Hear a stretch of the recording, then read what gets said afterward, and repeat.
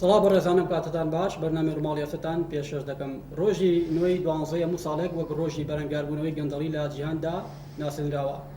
هەرچەندە تا ئێستا ئامارێکی ورد و دقیق نییە بۆ دیاریکردنی جۆر و بڕی گەندەڵی لە جیهاندا. هاوشانی ئەمە لە ئێستادا کابینەی حکوومەتی هەرێمی کوردستان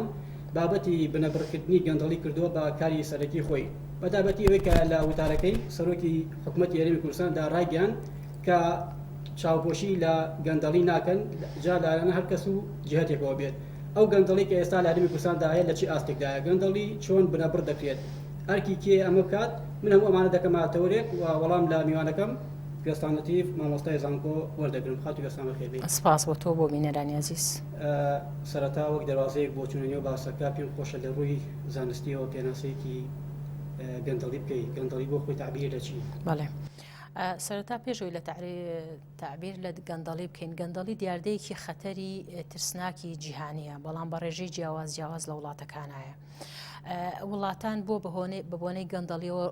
ڕوخان و وێرانکاری بەخۆیەوە بینیوە وڵاتان بۆ سیستەمی سیاسیتیا ڕوخا بۆ یەکێ لە هۆکارەکانی سەردانی شۆڕشیش لە هەندێک وڵاتە هۆکارەکانی گەندەڵی بۆیە دیاردەیەکی ترسناکە بێتە هۆی ڕوخاندنی کۆمەلگا بێتە هۆی ڕوخاندنی دەوڵەتانە بێتە هۆی ڕوخاندن و کاولکاری. دیاردەیەش گەندەڵی زۆر جۆری هەیە ئەگەر هێنی بکەین لە هەموو سەکتەرەکان وەکو لە پەیامەکانی سەرۆکی حکوومەتاوەتی تەنانەت ئەگەر مۆزەفێک ئیلتیزام نەکا بەداوامەکەی ئەوە جۆرێکە لە گەندەڵی بۆیە گەندەڵی هەرەوە نیە تۆ قۆرەخکاری دەسەڵاتکەی چونکە گەندەڵی لە زۆر شتا خۆیەک دێتەوە یەکێ لەوانە قۆرەخکاری دەسەڵات بەکارهێنانی ئەو مەکانی کە هەتە بۆ مەساڵەحی شەخسی ئیلتیزام نەکردن بۆ ئەرکانی کە لەسەر شانی تۆیە دروستکردنی ناتەبایی هەڵنەسان بە ئەرکی خۆت قۆرەخکردنی دەسەڵات بەکارهێنانی مەساڵەحی شەخسی ئەمانە هەموو زۆر جۆری هەست نەکرد بە مەسئولیات بەرامبەر ئەو شتێک کە تۆ پێیوەستی تەنانەت هەست نەکرد بە مەسئولیات بەرامبەر وڵاتەکەت بەرامبەر ئەوەی کە تۆ پێویستە کابیکەی نێکی ئەمە جۆرێکە لە گەندەڵی بۆیە زۆر شێوازی هەیە بۆیە کاتێکە گەندەڵی سەر هەڵەیە لە کۆمەلگایەکە ئەمە شۆڕە بێتەوە بۆ هەموو سەکتەرەکان بەداخەوە چۆن ئێستا لە عێراقا کە ئێستا خەڵک هاتوۆتە سەر شەقامەکان و مزاهرەکەن بۆ ڕوخاندنی حکوومەت یەکی لە هۆکارەکان گەندەڵیە چونکە لەوێ گەندەڵی هەموو جنگەکانی حکوومەتی دارزانوە وای لێ هاتوو خەڵکەکە بە تەواوەتی نەعەدالەتێکی زۆر بەرچاوی بەخۆیەوە بینیوە بەوە ڕازی نابێ حکوومەت ئێستا هەندێک چاکسازی بکە کار لەوە سەرەکە هەمویان ڕامانێ بۆ یەکێ لە شێعرەکانڵێ بەڕەبەڕ یعنی یاموتان بچنە دەرەوە چونکە سێکتەرەکانی گەندەڵی ئەوەنە شۆڕ بۆتەوە بۆ هەموو بەشەکانی حکوومەت تەنانەت حکوومەت ناتوانێت یەک هەنگا و یەک ئیشی بەخۆیەوە ببینێ بەداخەوە ئێمەش لە هەرێمی کوردستان بێبەشنین لەم گەندەڵێ بەڵام زۆر شێواز و زۆر جیاوازکاری هەیە بەڵام شتێک لە خۆشبەختانە لە هەرێمی کوردستان جیاوازتر لە شوێنەکانی ترەوەی ئیرادەیەک هەیە ئێستا بۆ وەستاندن یان بنبڕکردن یان چاکسازی پێشەوە ینی دەبێت پێم بڵێت ئەو گەندەڵی کە لە ئێستا لە هەرێمی کوردستان دابوونی هەیە ئەدەکرێت وەکو حاڵەتێکی ئاسایی سەیریکردنیا خۆت نەخێ بۆ بە دیاریدەیەکی خەتەرناک لەسەر داهاتی حکومڕانی لەم هەرێمەدا سەریکە ئەگەر بڵێن خەتەرناک نەگەشتوتە حاڵەتێکی خەتەرناک بەس بووە بەڕاستی بۆ بە دیاردا ینی بەڕاستی نەبوو بە حاڵەتێکی خەتەرناک چونکە ئێشتا هەندێک شت بە باشی ئەڕوات لە هینەکە هەموو شتەکان بە تەواوەتی خراپ نییە بەوەی کە بڵێن ئەکرێت چارەسەر بکرێ ئێستا ئەوەی گەر بەراوردێکی هەرێمی کوردستان لەگەڵ بەغایە بکەی ئەو گەندەڵی کە لەوەیە بە ئاسانی چارەسەر ناکرێ چونکە ئەبێ هەموو سیستەمی سیاسەکە بگۆڕی هەموو یاسەکان بگۆڕی چارەسەر ناکرێ بەڵام لای ئێمە بەس ئیرادەیەک هەبێ زۆر چارەسەرەکرێ چونکە گەندەڵی لای ئێمە عیبارەتە لەوەی بۆ نمونە هەندێک ئەشخاص یان هەندێک شخص قۆرەخکاری کردووە یان پۆستەکە و پلەکەی خۆی بۆ مەساڵەحی خۆی بەکارهێناوە ئەم شێوازانە لە گەندەڵی هەیە یان ئەگەر تۆ بەراوردی لەو گەندەڵی بی کە لە داهاتی نیشتیمانی لە بەغایە ئەڕوا بۆ گرفانی هەندێک بەرپرس و مقارڕنی ئەوەی گەندەڵانی لەکسەر ڕەنبێ ئەمە ئێرەکەم تێ وەلەو گەندەڵی ئەگەر یەک دیناریش بێ یان یەک شتی بەسیتیش بێ هەر گەندەڵیە عیلاقی بەوە نییە گەورە بیان بچوو بێ موهمە دیاردەی گەندەڵی هەیە ئەو جۆرە و شێوازەی گەندەڵی کە لە هەرێمی کوردستاندا هەیە زیاتر لە کام جۆرە یعنی کام شێوازە من ئەوەی کە لە کوردستانە ڕوئەیە من بە تەبیعیمدا ئەنا لەم وەزعی کوردستانە چونکە کوردستان حزبی جیاوازی تیا بوو هەر یەکە ململانی سیاسیە کرد هەر یەکە هەوڵیانی چوونە دەسەڵات ئێشتا ئێمە بینای سیستەماتیکی وڵاتمان بە تەواوەتی دانەڕەشتووە ئەمە شتێکی تەبیعیە لە کۆمەلگایەکە کە دەوڵەتی نەبێ ئێمە ئەگەر دروستبوونی دەوڵەت یان دروستبوونی سیستەماتیک پرۆسەیەکی درێژخایەنە کات و ساتێوێ بەس ئەبوایە ئەم ئیرادێکی ئێستا هەیە پێش چەندها ساڵی تر هەبووە ئەگەر پێش چەندە ها ساڵی تر ئەم ئیرادەیە هەبووایە حتممە ئەگەر هەش بووە ڕەنبێ ئەو سەرکەوتنی بەدەست نهێنا لە زمانی خۆی ئەوکو ئێستا بەدەستێنێ چونکە ئێستش هەندێک حزب لە کوردستانە کە باسی ئەگەر بڵێ باسی هۆکارەکە یەکەم ئەگەر باسی ئەو بکەین چونکە هەندێک حزبی سیاسی لە هەرێمی کوردستانە ئێشتا بەڕەغمەوەی ئیدعای کۆمەڵێشتی پێشکەوتووەکە بەڵام ئێشتا عقلی ئەوەی نییە کە قبولیکە بۆ نمونە لە معارەزا بیان لە دەرەوەی حکومەتە بیان لە ئەوەی کە دەسەڵاتی بەدەستنەویانەها ئێشتا دان بە نەتیجەی انتخابات نانێ ئێشتا ئەڵێ ئەبێ منیش پەنجاب بە پەنجابمها ئەم عقلێتی کە هەندی حزب بەڕێوە ئەبایان هەندێک کەس ئەڵێ ئللا لەبەری من حزبی سیاسیم ئەبێ هەر مامەڵی حزبی سیاسیم بۆ مامەڵی دەنگدەرم بۆ نەکرێ ئەم عقلێتە وای لێ کردووە دای پۆستەکان بە اتفاقات یان بە معاهدات لە بینی خۆیانە هین بێت ئەوە نێدان پێدانێ بۆ ئێستا ئێمە هەبینین لە وەختی هەڵبژاردنەکانە هەتایەتە ئەوەی کە حکومەت پێبگەێنێ زۆرە خایەنێ بۆچی چونکە ئەو عقلێتە نیە هەمووی ئەو عقلەتێ ئەبێ من بەشی ئەسەدم هەبێ من بەشی شێرم هەبێ لە دەسەڵاتەکە لە کاتێکە لە دنیای سیاسی و حیزبی ئێمەدا یعنی گۆڕانکاری بەسەردا ناتوە بۆ من ئێستا خەریکە ئێستا خەریکە معالەجێ بەواکرێ ئەو سەنگی ئەو دەنگەی کە حەو حزب سیاسە هێنابێ ئەبێ ئەوە ببێ بە مەحەق خۆی ئەوە ڕاستەکەیشیاتی بەڵام ڕەن بێ هەندێک جار لەبەر تەبایی کۆمەڵایەتی لەبەر هەڵنەگرسانی شەڕی چونکە بەڕاستی هەرێمی کوردستان هەرێمێکی تا ڕادێک ئارامە بەڵام خەتەریاتی لەسرە دەستێوەردانی ناوخۆ و دەستێوەردانی دەرەگە و خیانەتی ئەوشەوە خەتەریاتی ئەو نەوعانەی لەسرە کە ببێتە ئەوەی کە شیرازەی کۆمەلگا تێکچێ لە کاتێکا کە تۆ ئیتیفاقێک نەکەی لە هێنەکانە بۆ ڕاگررتنی ئاشتی کۆمەڵایەتیان بۆ ڕاگررتنی هەرێمی کوردستان ڕەن بێم حیزبەکان هەندێک جار مجاملەی یەکتری بکەن بەوەی کە پۆستی زیاتر ببێنە یەکێک تا ئستحقاقی انتخابی خۆی نەبێت بەڵام ئێستا خەریکە ئەو فکرەیە چونکە کاتێک تۆ بتێ گۆڵانکاری لە کۆمەلگاکەی ئەبێ عەرزەی بۆ ئامادەکەی یعنی شێوازی بۆ عقلەتی بۆ ئامادەکەی کە ئەوە هەزمکە ئێستش سەردۆ بەندی ئەوان کە ئامادەسازی بۆەکەن کە یەکتر قبولکردن هەبێت ینی کاری حیزباتی بکەین لە تەواوی جیهاندا حیزب بۆ خۆی وەسیلەیەک بۆ چاکردنی باری حکومڕانی لە وڵات بۆچی لای ئێمە ئەم تێڕۆنینە پێشوانە بۆتەوە کە بۆ خۆی حیزب بەشێک بێ لە گەندەڵی یعنی پرسیارەکەیە سەری کە لە هەموو وڵاتەکانی ڕۆژهەڵاتی ناوەڕاستە حیزبی سیاسی لەبەر وڵاتانی ئێمە ڕۆژهەڵاتی ناوەسین بەشێکی لە ڕۆژهەڵاتی ناوەسین ڕۆژهەڵاتی ناوەڕاست استقراری ئابووری و سیاسی بە بەردەوام بە درێژایی زەمن بە خۆیەوە نەبینیەوە بۆ یەکێ لە هۆکارەکانی سەرهەڵدانی گەندەڵی بەڕاستی نەبوونی استقراری سیاسیە نەبوونی استقراری ئابووریە ئێمە سەری هەرێمی کوردستان هەر باشیشە بە خۆی گرتووە لەبەرەوەی چەندها ئەزمەی اقتصادی ئابووری ڕووی تێکردین چەندها ئەزمەی شەڕی داعش و کۆمەڵی شەڕی لەملاولا ڕووی تێکردین لەم لایشەوە هێرشی تورکیا لەملاوە خەتەریاتی ئێران لەملاوە هەندێک وڵاتی دراوسێ ئەم ئیستقراریە ناجێگیریە کە لە وڵاتە ناڕۆیە ژینگەیەکی لەبارە بێت کە قۆڕەقکاری دروست بێ بۆ یەکێ لە ڕۆژهەڵاتی ناوەڕاست بە شکلی ئام حیزبی سیاسی ئاراستی کۆمەلگاکە لەبەرەوەی کۆمەلگایەکی ناجێگیرە کاتی حیزبی سیاسی کە کۆمەلگا ئاراستەکە ئەرکیسە حیزبی سیاسیە کە عقلێتی ئەوە بڵاو کاتەوە کە ئەوە بێت کە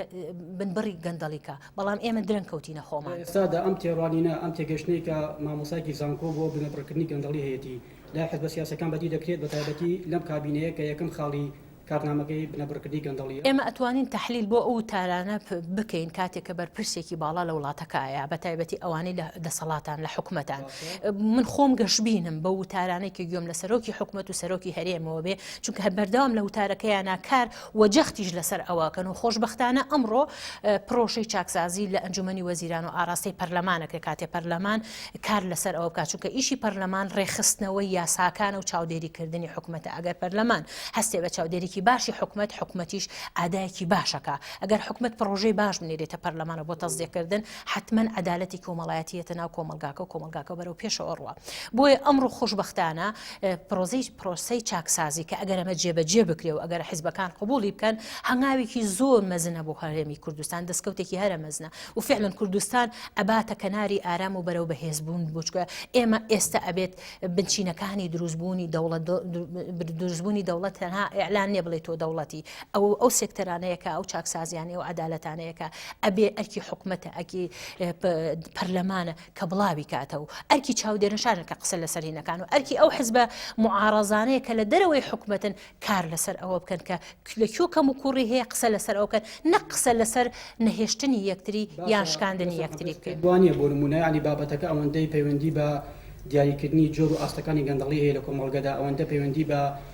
ئەو قسانۆنە بێ کە لایەنە سیاسیەکان دەیکەن لەسەر بابەتی گەندەڵی چونکە ئەگەر تەواوی بۆچووی لایەنەکان وەربگرین بە نمونە هەمی داوای ئەوە دەکات کە گەندەڵی نەبینێت وە لە ماوەی ڕابردوو ئەم دروشمانە قسانە زۆر دووبارە کراونەتەوە بەڵام نەتیجەی ڕوونی نەبووە. تۆ گەرسەری قسەی هەموو لایەنەکان بکەی هەموو کە قسەکە ئەڵێ لای ئەو شامی شەریفە لە کاتێکە ئەویش بەشێکە لە گەندەڵی بەڕاستی زۆربەی حیزبەکان بەشێکن لە گەندەڵی بەڵام کاتێککە قسەکە باس لەوە ئەک دروشم جیایە کە بۆ ڕاگررتنی ڕای گشتی و بدەنگ دەربەکارهێنێ ئێمە زۆربەی دروشمەکانی کە زۆربەی سیاسەکانێکن بۆ ڕاکردنی بەڵام ئەوە گرنگە ئەو ئیرادەی کە ئەبینن یعنی ئەمڕۆ کە حکومت هەنگاوی ناوە چاکسازی ناردۆ بۆ پەرلەمان ناتوانانی بڵێ حکومت بەستەنها بەدەنگ بە قسە ئەوە کاچکە هەنگاوێکی فعلی ناوە بەڵام لایەنەکانی تر هەر بە قسەیەکەن ئەویان نەکردو چونکە تو هەندێک جار تۆ بە بەسیترین نمونە ئەتوانی ئاسی گەندەڵی ئەو حیزبەت هینکەی کاتێککە سەیری ناوخۆی ئەو حیزبەکەی کاتێککە سەیری ئەوەکەی هەندێک جار هەڵوەشان و هەندێکدا ترازان و هەندێکدار بەریەکەوتن و هەندێک جار تەکەتولکە دروسە بێ هۆکارەکانی یەکێک لەوانە گەندەڵێ چکە کەسی مانی بەوانێ کەسێک یەکتری ئیتیهامەکەن بۆی قۆرەکاری کردویان یەکتری ئیتیهامەکەن بە بۆنێک کە بەشێکن لە گەندەڵی ئەمانە جیایکە ئیدعای بێکن ئەو فعلانەی جیایکە ئیدعای دێکن تیکەیە بۆ نمونە ڕوبەڕووی ئەم خاڵاتە بێتەوە بۆ نمونە ئێمە لە ماوەی ڕابردوو دیوانی چاودێری و دەستەی دەستپاکیمان هەبوو ئەمانە کۆمەڵە کەیسی باش ئیشیان لەسەر کردووە ئێستا کەسێکی زۆر کێ ئەم هەوڵە بات دەبێت لەکەوە دەست پێ خۆی حکومت بەرپرسیاری یەکەمە لە ئیدارەکردنی وڵات ئەمە لە ڕووی منطقی سیاسیەوە بەڵام بەتەنها بە حکومت ناکرێ پێویستەکە لە پەرلەمانیشەوە کە ئیشی دەرکردنی یاسا و چاودێریکردن و حکومەتە ئیش بە ئادای خۆی هەرزێ پێویستەکە چاودێری دارایی پێویستەکە محاکمەکان ئەمانەیش تۆکمە بکرێن تەنها لەسەر حکومت نابێ ڕاستە حکومە دەبێت دەست پێش خەریبێ بەڵام ئەبێ لە ئەو لایەنانی کە باسمان کرد تەبابن هاوکاری حکومت کەن بۆی بتوانێت سەرکەوتوو بێ ئەگەر حکومت پرۆژەی چاکسازی بخاتە پەرلەمان و پەرلەمان دەنگی لەسەر نیا لەبەر مەرامی سیاسی لەبەر کۆمەڵێشت ڕەنبێ حکومەتیش نەتوانێت سەرکەوتوو بێ بۆیە پرۆسەی چاکسازی پرۆسەیەکی هەمەلایەنە ئەبێ هەموو جیهەتەکانی کە دەسەڵاتدارن بە پەرلەمانەوە بە حکومەتەوە بە چاودێری دارایەوە بە محکەمەکانەوە بە هەموو ئەو شێوازانەی کە بەرپرسن لە ئیدارەکردنی ئەم وڵاتە هاوکات تابن هەریەکە بە شێوازەکانی خۆی بۆی بتوانێت سەرکەوتوو بێ و ئێستش حکومەتیش و خەڵکیش گەشتۆتە ئەو قەناعەتەی کە ئەبێ دیاردەی گەندەڵی بنبڕ بکرێ و بیش وەستێنرێ و پێشموتی گەندەڵی تەنها لە قۆڕەکاری دەسەڵاتان چکە شێوازی گەندەڵی لە کوردستانە استیقلالکردنی مەناسبی هەندێک بەرپرسە بۆ کۆکردنەوەی سەرۆت و سامان بۆیە مەسەن ئێستا خۆشبەختانێکی لە شتانێکە لێپرسینەوەی لەکرێت لە حکومەتەوە سەرۆت و سامانی هەندێک مەسوولە مەجێ دەشخۆشکەریە با خەڵکێک ئازادە چۆن سەرۆت بەیاکە بەس ئازاد نییە لە مافی لە ئیدارەی وڵاتیان لە دارایی وڵات ئەو سەرۆتە بۆ خۆی خۆڕەکانی هاوڵاتێکە کاتێک سەرێم گفتوگۆی دەکات پرسیاری وکە خۆلەمای ڕابردوو دنیا کەیسی گەندەڵی لە دەستی دەستپاکی بۆ حکومت خۆی ئاگادار بۆ بۆچینیان بینوێتە ئێستا وەزیرە بەڕێبەرێکی گشتی لەسەر گەندەڵی لە کارگەی لا ئەوەکو پێم وتی ئێستا حکومت بەس بۆ خەتەریاتە گەورەکە ئەگەر سنوور بۆ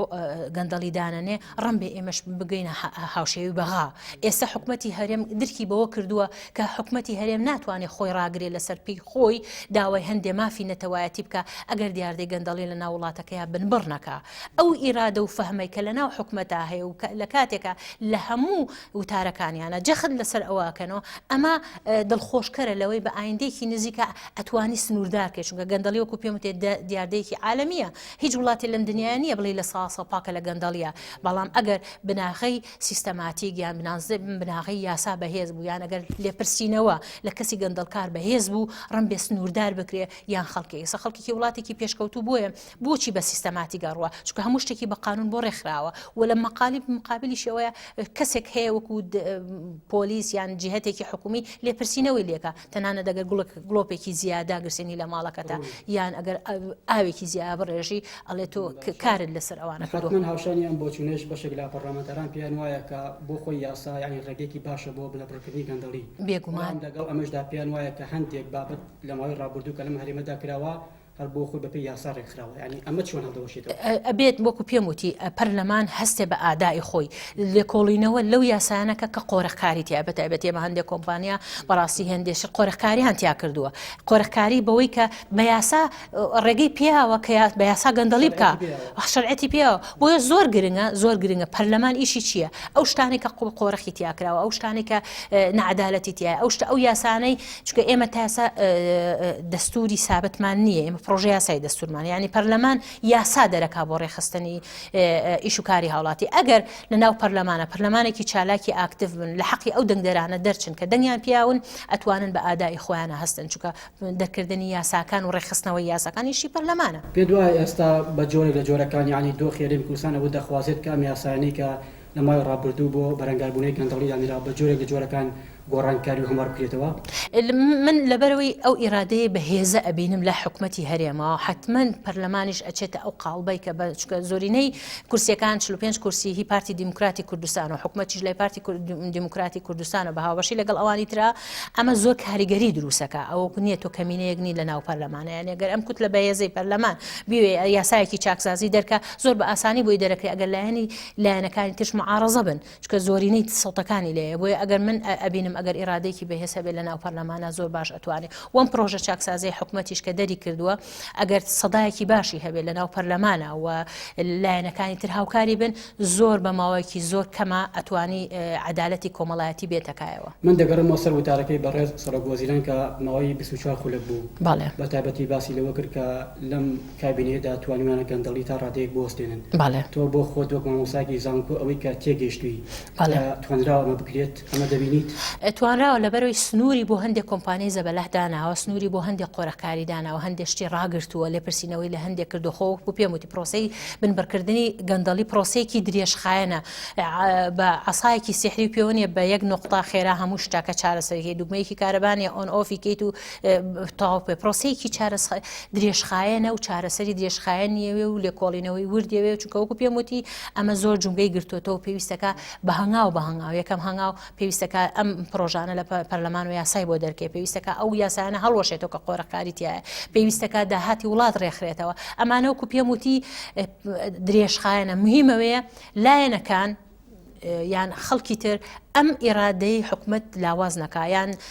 عەرقەلەی بۆ دروست نەکا ئەگەر هاوبەشێک هەبێ لەو ئیرادەیە ماوەیەکی زۆر کورتە ئەتوانێت بنبەر بکرێت بە تایبەتی قۆرەکاری و بەکارهێنانی دەسەڵات بۆ بەدەستهێنانی داهات و دەوخۆ دەوڵەمەندکردن. ئەگەر گریمانی ئەوە دانین کە ئەو چاکسازنی حکومەت ینی ڕایگەیاندووە لە بابەتی گەندەڵی ڕێوشێنی خۆی نەگرێت ئەمە بە دیاریکراوێکی خەتەرناکیەک لەسەر داهاتوی حکومڕانی و داهاتوی ئەمنەوەی دروست دەکات ینی ئەمە نابێتە ینی هەوڵێک بۆ ئەوەی کە بابەتی حکومڕانی داهاتوودا گرفتی تێبکەوێت. بێگومان وەسائلی ئەولەمە و تەکنۆلۆژی و ئیعلام ئێساوەنە کاریگەری هەیە خەڵکێکی زۆر وشیارە ڕەنبێ ئەوە لە هەموو حکومەت قبول نەکا چونکە ئێستا خەڵک وەکو جاران نەماوە کە ئەوەی کە پێی بوو تێ باوەڕی پێ بکە خەڵک ئێستا زۆر لەوە وشیارترە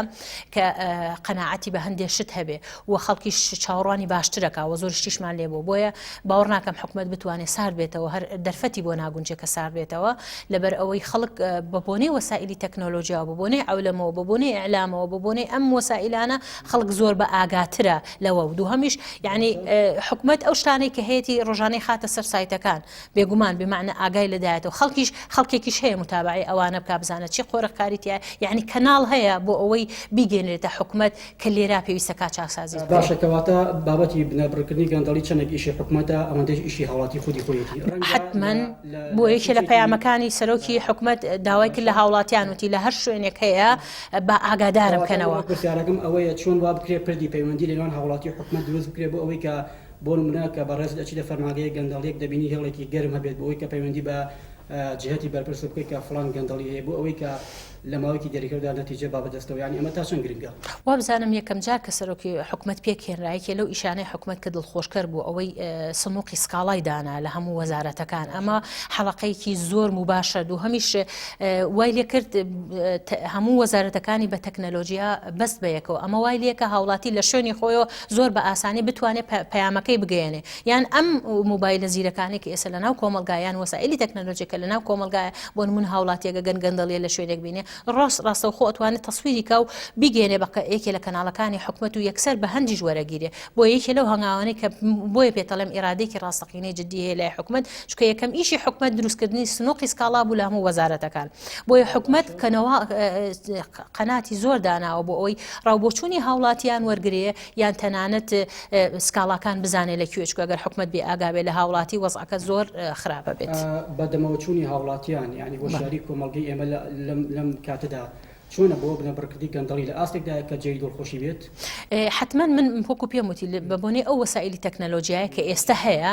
خەڵک زوو شتەکان نەزانێ وەکو جاران نییە بەس خەڵک بە تەنها بە دیار تەلەڤیزیۆنەکە یەک کەناڵ هەبێ شتەکان بزانێ ئێستا ئەمە وەسایلی ئەو لەمە زۆرە خەڵک زۆر باش ئەو شتانە دەزانێ هاوڵاتی ئەمەش بە ئاگایە بۆ کاتێک یەکێ لەو شتانەی کە بەردەوام باسمان کرد بۆچی هەرێمی کوردستان زیاتر ئارامترە چونکە دایمە ملاحەزە کە ئەگەر هاوڵاتیەک ببێنێ هەستی بە خەتەریاتێک کردبێ یەکسەر پۆلیس و ئاسایشی لە شتێک ئاگادار کردێتەوە کە نامورتاح بێ بۆ لێی کەواتە هەستەکەی هەست بە بەرپرسیارەتێک هەیە لە ناو هاوڵاتیە بەڵام گرنگەیە ئەو ئەعلامە بنسێبەرانەی کە هەیە کاریگەری هەندێک جار تەشویح لەسەر ڕێی هاوڵاتی دروستەکەن هەندێک جار شتەکان بەلا ڕێدا ئەبەن بۆ دەستکەوتی حیزبی ئەمانش هەیە لە هینەکانە هیوادارم هاوڵاتی ئێمە ئەعلامی بنسێبەر جیاکاتەوە لە ئەعلامی ڕاستەقینی و هەواڵی ڕاستەقینی جیاکاتەوە لە هەواڵی فێک چکە لەو یەکشێک لەو شتانێکە لایەنی نەیاروش لایەنی ناوخۆی هەندێ معارەزەی یەکتری کە لە ناویەکە بۆ بە دەستکەوتنی دەسەڵات دەسی پێێنن تەشویحکردنی ڕاستیەکانە تێکەڵکردنی حقیقەتەکانە کەسانی تەشویحکردنی ڕاستیەکان وەکو بەڕێز ئاماژەی پێدەکەن بەشێکی پەیوەندی بەوە نییە کە حکوومەتی هەرێم لە ماوەکانی ڕابردوودا نەیتوانی پامێکی ڕوونی هەبێت بۆ ئەوەی کە ئەو پامی لە بابەتی پەیوەندی بە ململانەی حزبیەوەیە ئەمە نەگەیشتووە پەیوەندی بە ململانەی حزبی هەوەیە و پەیوەندی بەوە هەیە ئەم لایەنانە ئەوەنە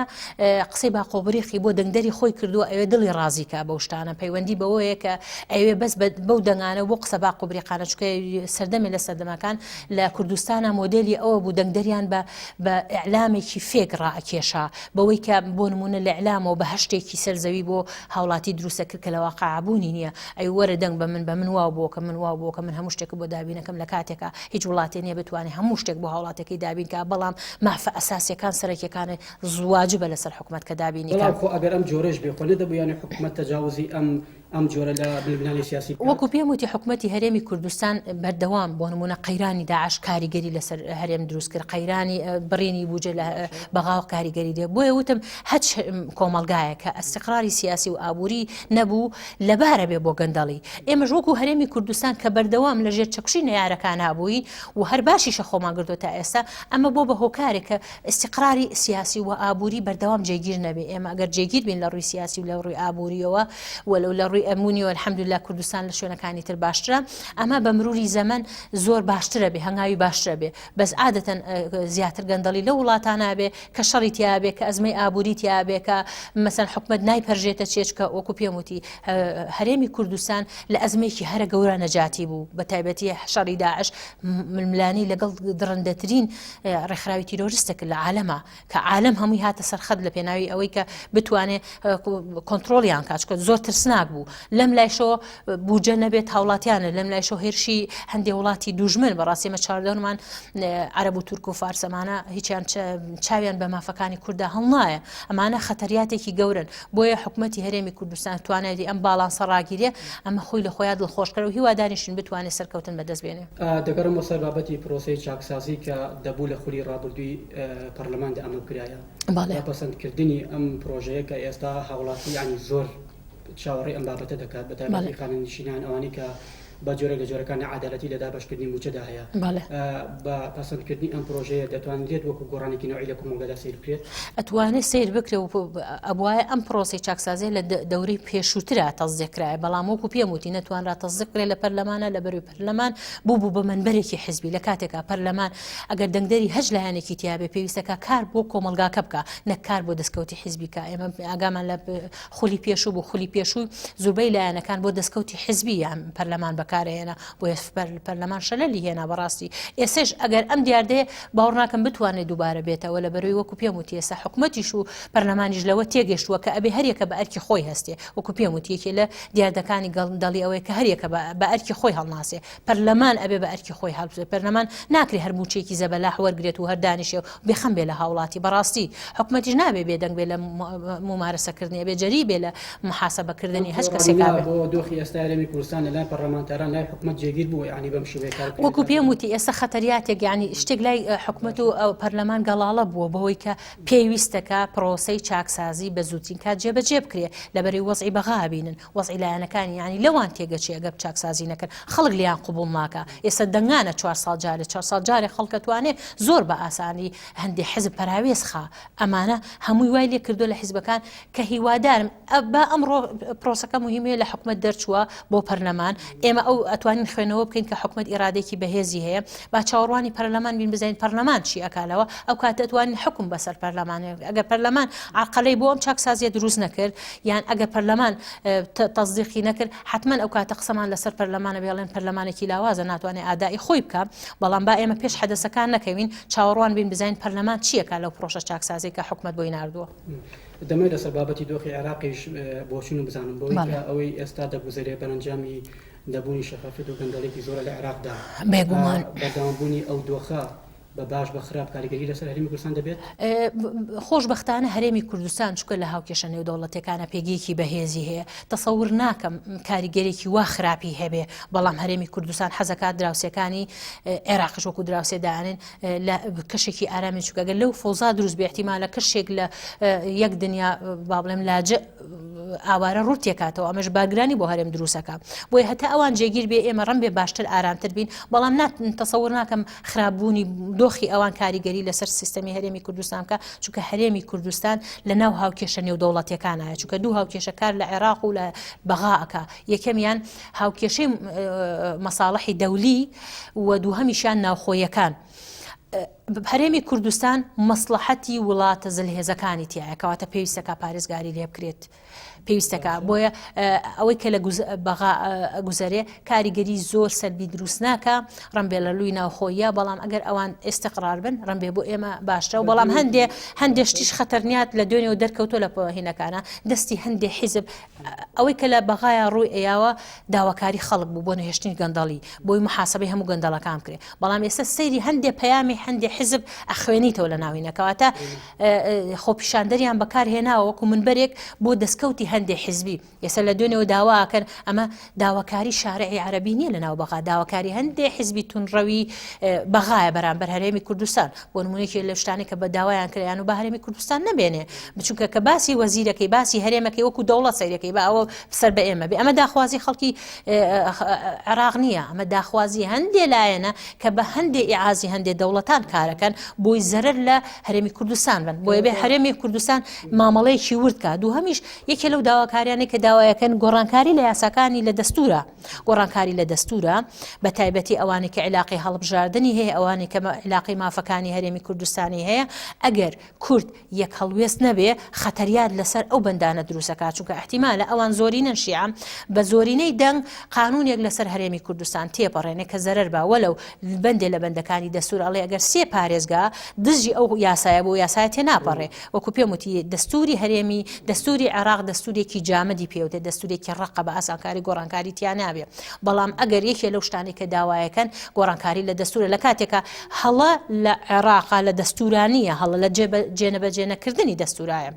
بۆیە وەکو پێم وتی خەتەریات لە عێراقا ئەوەیە کە هەندێک لایەنی سیاسی چیەکە خۆی خزانۆتە ناو خۆپیشاندەران بە ناوی داخوازی خۆپیشاندەرانەوە داخوازی حزبی خۆشی خاتە ناو شارەوە دیوێکی تا پرسیارەکە بکەم بۆ نمونە ئەو دۆخێکە لە عێراق دەگوزارێت بە هەموو خراپەکانیەوە دەکرێت بە شێوەیەک لە شێوەکان وا سیر بکرێت کە جۆرێک لە سوودی تێدا بێ بۆ بازێتی حکومڕانی لای ئێمە ئەمە دەکرێت وا سیر بکرێت سوودی تیابیان زەرری تیابێ وەکو ئەوان ئەگەر هەتاوەکو ئەگەر ئەوان وەکو شیعە یەک بگرن هیچ ئیمانێک بە مافی کورد ناهێنن ئەو خەتەریات لەو عقلێتە کە بەغا بەڕێوە بە خەتەریات لەو عقلێتەیە کە عەرەبێکی شۆڤێنیە کە کورد بە مافی نەتەوایبوونی خۆی پەسەند نابینێ خەتەریات لەو عقلێتەیە کە ئەوان بەڕێوەیە بێت بۆی ئەگەر هەتا ئەو عقلێتی ئەوان هەتاوەکو لە کێشەی خۆیان نابێ زۆر نایپەشێ بەس کاتێک بەهێز بێ چۆن بوجە ئەوانی لە کوردستان بڕی زۆر بەلایە ئاسانە حەشدی شعبی و دەیان حەشدی شعبی بۆ دروستکات و هێشکاتە سەر کوردستان خەتەریاتەکە لەوایە بۆ ئێمە کە باسی ئەوەکەین ئەگینا وەکو پێکەی هەرێمی کوردستان پێگەی هەرێمی کوردستان بەهێزترە لە پێگەی بەغا لە ناو مەحافلی دەولیە هیچ مەترسیەکەی لە بابەتی دەستکاریکردنی قواری سیاسی هەرێمی کوردستان لە ڕووی دەستوریەوە ئەوان زۆرینی شیعان ئەگەر هەست پێویستن بە داواکاری و داواکاریەکان قۆرەخکەن بەوەی کە دەستور بگۆڕن و یاسای هەڵبژاردنەکان بگۆڕن ڕەم بێ کورسی کورد لە بەغا کەم بێتەوە. بۆیە سەرۆکی هەرێمی کوردستان هەستا کۆبوونەوەی لەگەڵ سەردانی هەموو حیزبەکانی کرد بۆی کورد یەکگوتار بێ، چونکە یەکێک لەو شتانێک کە ڕێگری لەو داخوازیانەی ئەوانەکە یەکگوتاری کووردە، چونکە ئەوان بەردەوام سوودیان لەوە بینیوە کە هەندێک حزبی معارەزە بەردەوام خەنجەریاوە لە پشتی هەرێمی قەواری هەرێمی کوردستان. ئەگەر کورد یەکگوتار و یەک هەڵوێز بێ ئەتوانێت پارێزگاری لە مافە دەستوریەکانی خۆی بکە بەوەی کە داواکاری خۆپشاندن ڕاستەقینەکان داواکاری معیشەت و نەهێشتنی گەندەڵیە، داواکاری ئەوە نییە مافە ڕاواکانی هەرێمی کوردستان بکەن. بەڵام ئەمە هەندێک حزبی سیاسیە بەعازی هەندێک وڵات ئەوێ کێشش بۆ هەرێمی کوردستان دروستکە لە ڕێی دەستورەوە. دەتوانن ئەمە بکەن لە یەک دەردا پێم بڵێ لەم کاتانە ناتوانن، بەڵام تۆ بێ خوێندنەوە بۆ شتەکانی تر بکەی دوایی. سپاس بۆ کوێستان لەتیف مامۆستای زانکۆ، سپاس بۆ ئامادەبوون. سپاس بۆ ئێوە بۆ بینەرانی عەزیز. بینەرانی بەڕێز و خۆشەویست هاتەوەرێکی دیکە و بەرنامەیەکی دیکە شاد و بەختەوە بن.